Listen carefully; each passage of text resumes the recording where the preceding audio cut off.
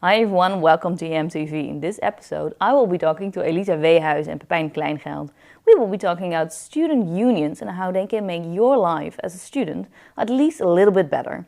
Before we will be talking about the health of students and student unions, let's go to a health matter that, well, is for everyone here on campus, smoking. Because ever since the smoking ban came fully to campus, it seems that smoking has increased instead of decreased.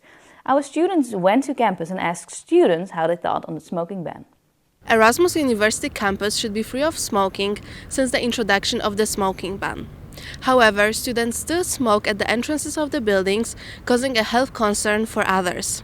To address this issue, the University Council would like to see a stricter enforcement of the smoking ban. Let's see what the students think about this matter.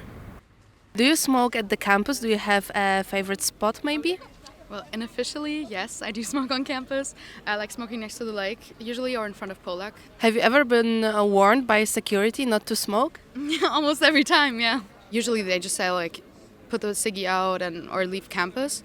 So the interactions are quite okay. It's not that bad, but it's not I also feel like the same security guys come up to me all the time, and at some point, they must know that I know, but they still pretend like we both don't know that there's a smoking ban. So, yeah, but I think the interactions are quite okay. They're not very radical, so that I would be scared to be caught by them again, honestly. Since students still smoke, do you guys think something should be done about this? Since we smoke, I'd say no. Maybe in high school and stuff, it's very important for them to try to stop people from smoking or to get into it. But I feel like people know about the problems of smoking and stuff here. So I feel like education maybe would not help, but maybe that's why they're going with legislations. I think actual smokers are going to smoke either way.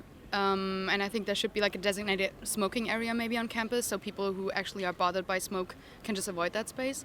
I think our students got a little bit more loose with the rules because it used to be a no-go and people obliged to these rules, but as of lately I see a lot of people smoking in front of the buildings. Do you think the campus should be completely smoke-free? I do, yeah. It's not that hard to smoke somewhere else.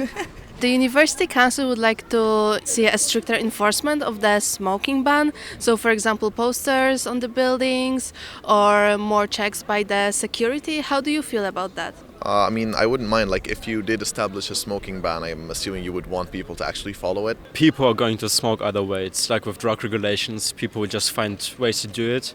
So it would be better to just offer a location. Students still smoke in front of the buildings, for example, or everywhere else at campus. How do you feel about that?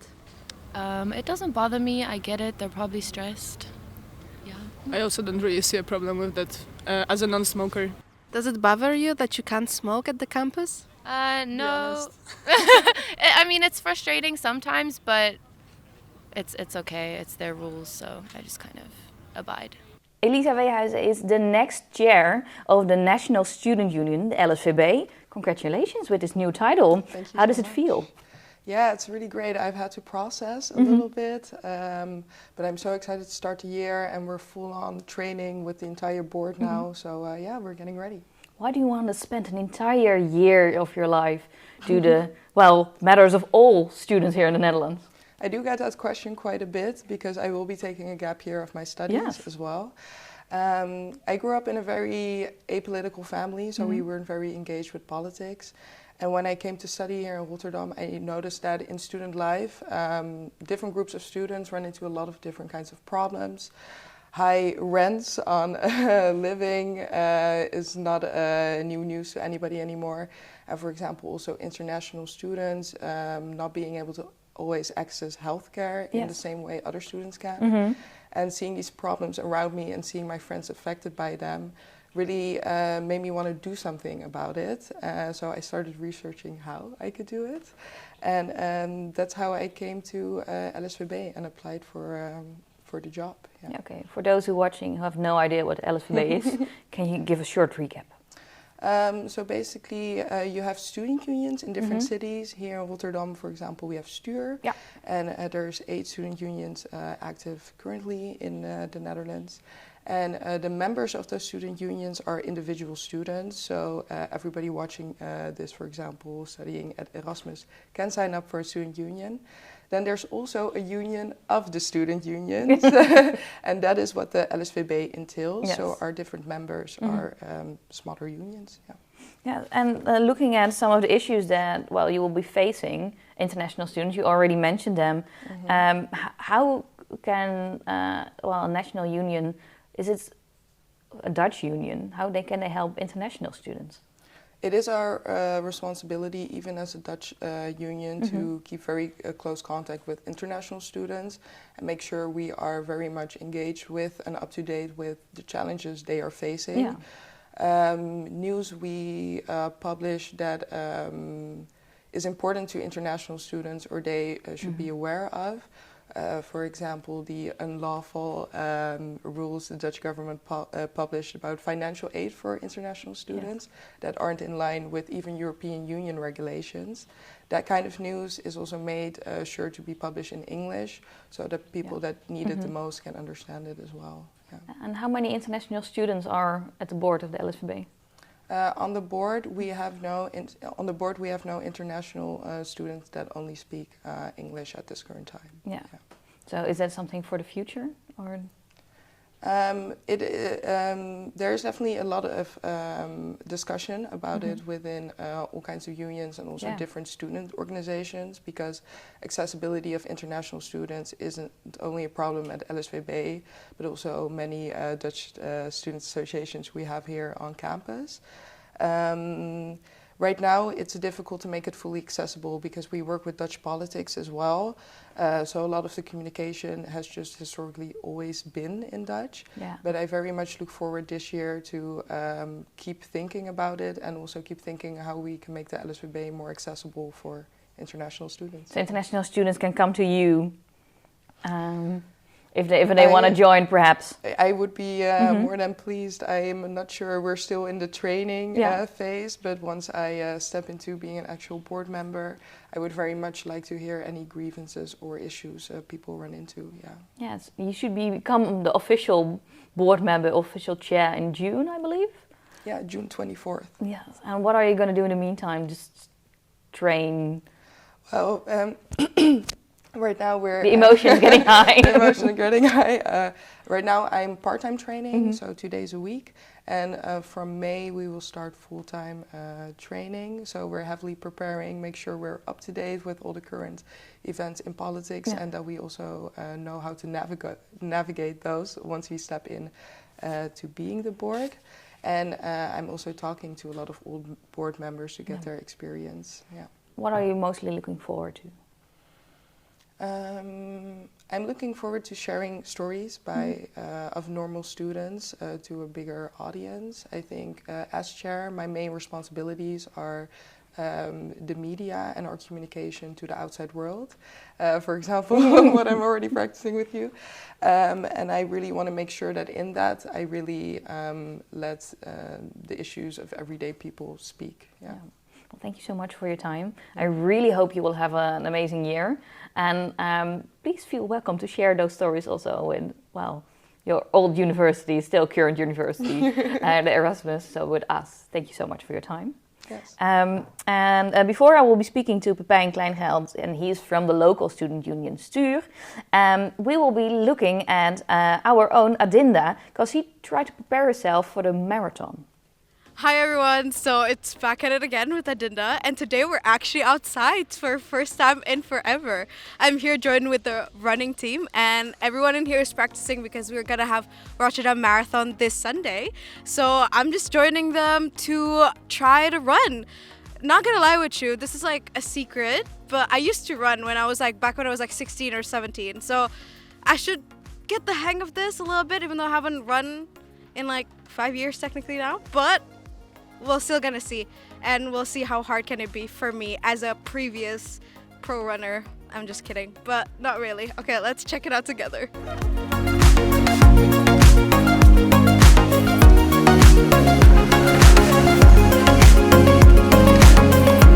usually warm up is just a few of the standing exercises, and then after that we're gonna go in 2 rows. and do some more movement exercises like skipping and stuff. So you get a really dynamic warm up. So you're going this way. This way? And we're gonna, Okay. yes, high five. Okay.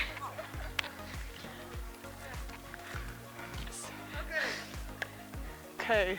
Okay. Up.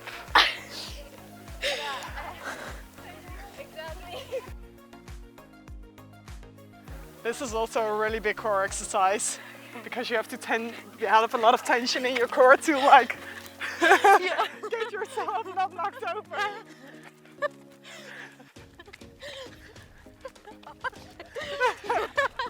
Since when have you started being into running?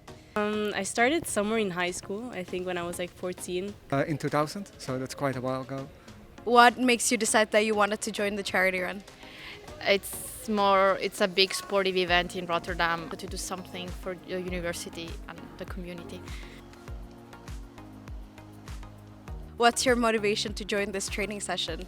It's nicer to run with a group of people and it also pushes me to go faster. Yeah.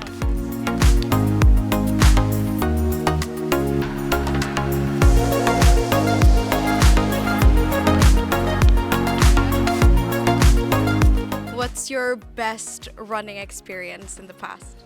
Last Saturday I was able to run 11 kilometers. I think the first time I ran under 3 hours. I like running in a group here. Do you have any tips and tricks for new beginners in running? Just go for it. Okay guys, I'm just finished with the running. As you can tell, I am exhausted. I'm pretty dead right now. When I tell you I haven't run 5 years, it clearly shows on my face and on my physique. I'm just beyond tired right now. But honestly, the exercise, it wasn't that bad, and everyone's energy was just like very empowering, so it was very interesting. So I guess like in the way I feel like a bit motivated, but overall, how hard can it be? It was a solid 8 out of 10. Like, no way, I need to get back on track and like try to practice more because I feel embarrassed. As a previous pro runner, like this is not it. So yeah, maybe we'll see next time and you'll see me at the gym practicing in the treadmill or something. But until then, I'll see you soon. Bye. Pepijn Kleingeld, welcome. Thank you so much for having me. As I already said, you're a board member of STUUR, which is the student union of Rotterdam. Mm-hmm. And we before heard, a colleague of yours, Elisa, and she's nationally, but you're locally. Yeah, that's right. What is the difference between it and what do you add? Why are you necessary here in Rotterdam? Well, unfortunately, we are still very necessary. For a broader picture, STUUR focuses on 3 main areas. Political action, just all around activism, and of course practical help. And of course the practical help mainly consists of our legal team. Mm-hmm. These are all law students from first years to their masters who are helping their fellow students for free with small issues at the Erasmus examination boards, to larger issues with their employers and with their landlords. Furthermore, we discovered that the student help in Rotterdam, as well as for university students, as for university college students, is all very spread out. Yeah. So we are not trying to be just one other organization that you can go to for help, but an organization that can also point students in the right direction. And what kind of directions? Mainly to the best mental health resources, to their best course of action, for example, with the energy compensation. Lots of cases going on right now. Yeah.